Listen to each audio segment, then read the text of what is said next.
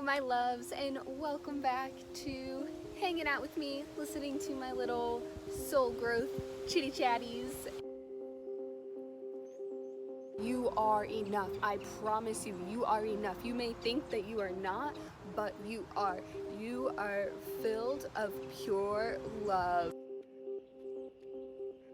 Today, I want to talk about my journey to self-love.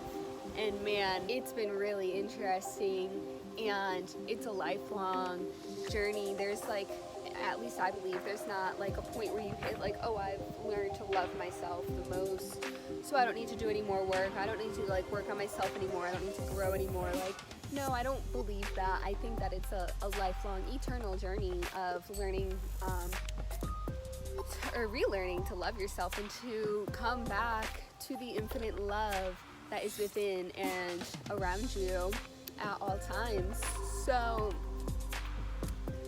I guess just referring to my most recent years of suffering from not liking or loving myself, not even thinking of saying the word love to myself, and it all definitely happened 4 years ago after I went through that really bad breakup. It had such a massive effect on my mental well-being, and I mean honestly that relationship left me feeling like a piece of dirt, completely worthless, no self-worth whatsoever.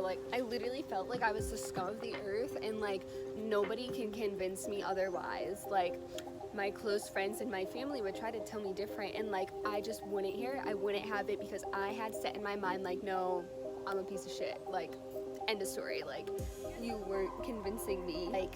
It's really difficult to leave that headspace, especially if you have someone that you care about and they constantly put you down, and you constantly try to gain their approval, gain their acceptance, gain their validation, and you just cannot, no matter what you do. And it's just this circus race inside of yourself, and you're literally trying everything in your power to get that validation from outside, and it doesn't come, and then you feel worthless. And the thing that I've realized, what I have learned over the past few years, is that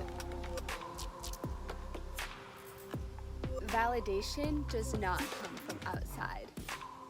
True validation and fulfillment will only come from within. And that's the end of the story. You hear all the time, some of the wealthiest people, and especially people from Hollywood, they have all of this money, they have these billion-dollar mansions, they have millions and billions of followers, and have more money than they know what to do with. And then one day we see on the news that they had committed suicide, and we're all oh my gosh, I thought that they were the happiest person ever. What happened? What went wrong? How could this have happened to them? They seemed so happy and seemed like they had the perfect life, and that they had everything that they could ever have imagined. But at the end of the day, again, validation does not come from outside. Validation only comes from within. And I believe that that's the case for everyone. And for so long, I remember when I was younger, man, I used to be a little player. So I would literally talk to multiple guys at once. Not proud of this at all, let me just say this, but that's what I would do. And I would constantly look for the outside validation. I couldn't get enough attention. I would have to be putting myself out there to so many different people to try to gain their attention, so that I can be seen. But still at the end of the day, I still felt awful, and I still didn't feel good enough. And I think that that's something that as a humanity that we suffer from, is this false belief that we are not enough. And it's so not true. And I believe that's a false belief that has been programmed into us through childhood. Again, childhood development is literally everything. Like, childhood development has an impact on your whole entire life and everything that you do. Like, there's like no ifs, ands, or buts about it. Like, that's just how it is. And so just like looking back at the past like 7 years of my life, those like the beginning of my life was very impactful and had like a huge impact on me as well, but like the past 7 years of my life were when like a huge shift in my life occurred, like where I entered a new reality. So 7 years ago I had graduated high school, and a week later I'm like freshly 18 and I moved down to Florida to go to college, and I don't know anyone, I have no friends, and like super depressed. And oh my god, I can make a whole video just about that, like moving to a new city and the challenges that come with it, because like that shit's real, and that's like, it's just very like difficult to try to adjust. Like, it's a whole self-love journey in and of itself. But like, I used to have terrible social anxiety. I remember like during my orientation for UCF, like my freshman year, like I would shake when I would like have to talk to people, because I would be so nervous to speak to people, and I had no self-confidence, no self-worth, didn't even know who I was. And I'm sure that's like the case for a lot of people. Like, I'm sure this is something like that you're hearing this and you're like, damn, like I feel you, I went through the same thing, or I am going through the same thing, and I just want to let you know that you are heard and you are seen. I feel you, and I've been through what you've been through, and like it's hard, it's so hard, but there is like light at the end of the tunnel. Like, I know that's just like a cliche saying, but I'm telling you, like, if you put in the work, and like it's hard and it's not easy to look at yourself and evaluate yourself. Like, it's so scary, and that's why we live in a society where they have constant distractions. If you look at like everything on the internet to constantly distract us, TikTok, Instagram, Snapchat, Facebook, like YouTube, and like all of these different things, and the TV commercials, and Netflix gives you 7 seconds to decide like if you're going to watch the next episode before it starts, because like we live in a society that wants to keep us distracted. They do not want us to discover the internal wealth that is inside, because then like if you awaken to that truth, then what happens? You crash those billion-dollar industries. You crash those people who are making money off of your suffering, and they don't want you to know that. That's why they try to do everything so that like we don't become awake and that we don't open our third eye. But when you take the time and when you look within, like all of the answers, all of the magic, everything that you need is inside of yourself. You just have to learn to unplug from the world and just go within, because it is crazy. Like, if you think what goes on in this outside world is crazy, then man, let me tell you, when you decide to look inside of yourself, you will be mind-blowing. Like, holy cow, I didn't even know this is how life was, like, because that's been my experience, and it's freaking crazy, honestly. And like, I'm don't do this like 24/7. Like, you know, I try my best always to like be present and work on myself and work on growth, but I still get stuck in my scroll holes, and I still like to binge watch Netflix, and like all of that's fine. That's all okay if you do it, but it's just a matter of moderation and being able to pull yourself out of it and not letting that be your whole entire reality in life, because when you let that control you, then you fall perfectly into their trap. You are a perfect consumer to them, because you're just walking in tunnel vision, not looking outside and not questioning everything that's going on around you. And that's what they want. And like, conspiracist Demi coming in here hot, but whatever, just telling the truth, and like that's how it is. It's end of story there. But so moving on to like my self-love journey. So it began with like, I had really bad social anxiety, and I thought that I couldn't talk to people, and like and when I did talk to people, it was about gossiping or talking about something that was trending on the internet. And like, to me, like, if that's you, okay, but like for me, like that's not me. And I know that my soul is so much deeper than the superficial level. Like, I hate small talk. Like, I cannot entertain small talk, and like that's part of the reason why like I don't like going out or like hanging out in groups of people, because oftentimes I just feel like we don't really have entirely too much to relate on, because what I want to talk about is how we can dive deep into your soul and heal your traumas so that we can help transcend you and bring you up to your highest good. That is what I'm passionate about, and that's what I want to talk about. I don't want to talk about drama because like I don't care for drama at all.